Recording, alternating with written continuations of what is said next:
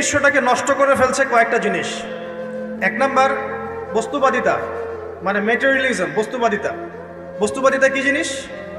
মানুষের জীবনের লক্ষ্য এই দুনিয়াকে করে নেওয়া, বাড়ি গাড়ি টাকা পয়সা স্ট্যাটাস।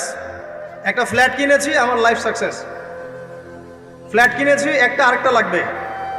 কবে আমি এই সিটির একটা ফ্ল্যাটের মালিক হব, কবে আমি একটা বিল্ডিংয়ের মালিক হব, কবে আমি একটা ভালো জব পাবো, কবে আমি একটা বড় গাড়ি কিনবো। এক্স করোলা কিনেছি, চলছে না, BMW লাগবে। এতটুকু ক্ষমতা পেয়েছি, আমি সন্তুষ্ট হচ্ছি না, আরো লাগবে।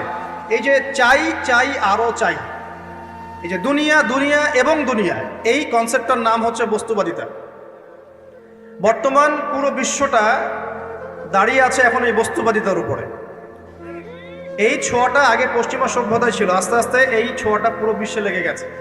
এখানে কিন্তু কনস্ট্রাকশন করা বা দুনিয়াবী ক্ষেত্রে উন্নতি করাটা দোষের কিছু নয়, বরং মুসলিমদের হাতেই সমস্ত সভ্যতা গড়ে উঠেছে, এটাই সত্য।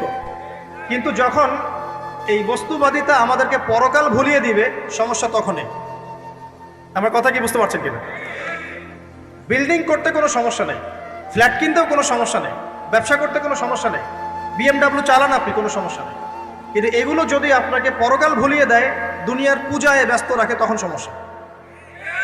দুর্ভাগ্যজনক হচ্ছে আমরা এখন এই পূজায় মোটামুটি লিপ্ত হয়ে গেছি, ইচ্ছায় হোক অনিচ্ছায় হোক।